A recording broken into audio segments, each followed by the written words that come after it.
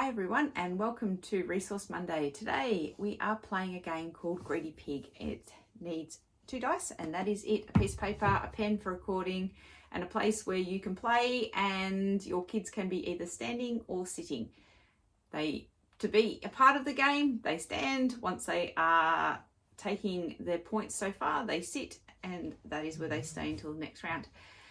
It is a game of chance. So we are working on our experimental probability, but we are also working on our theoretical probabilities. So both sides of our chance outcomes. We are also, if you would like to go into the maths of it a little bit further, you start working on fractions. And we are also, during the game, working on our addition as students tally their scores. So not only is it the outcomes, it's also a game of strategy. So as your children are playing, they may decide that after every 5th roll of the dice, they may sit. They may decide if they get to a total of a certain number that they've pre-decided, they will sit. The idea is that over the 5 or 6 or 7 or 10 rounds, however many rounds you play, that the person with the highest tally overall is your winner. So how do you play? A round is you roll your dice, and I have oversized dice because they're fun and I like them. This round we would get 6. So if I was standing, I'm playing the game, I write down my 6. At that point I choose. Now I must choose before you roll the next set of dice.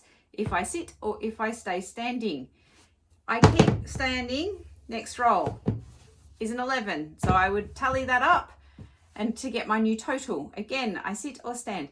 If I was to roll a 7, you get 0 for that round and you are out and a new game starts.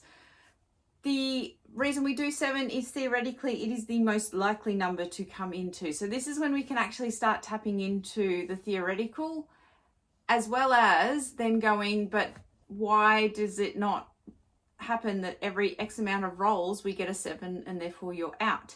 Because experimental does not necessarily in chance follow the theoretical. If we do enough trials, if we were to play 1,000 rounds, maybe we would get close enough to that theoretical probability. And so that's another conversation. If you only do 3 rounds, you're going to have far less chance of replicating your theoretical probability if you extended that out to 10,000 trials.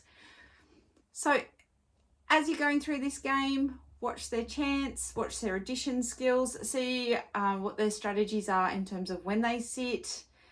I've had kids that will just want to see how long they can make the game go and they'll just stay standing and they know they'll get a 0, but you know, they're trying to waste time.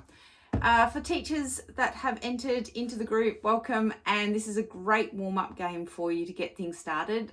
Kids love it. They will be upset when you're finished and you actually have to get to real maths, but there is still a lot in it that over time you can tick off those chance outcomes really well. I will put together a little booklet that goes through the stages of the game, and it'll also talk about how you can introduce fractions and multiplying out for your probability for those students who are a little bit older and might want to get a little bit further into the game. Have a great week and I look forward to our next resource. Bye.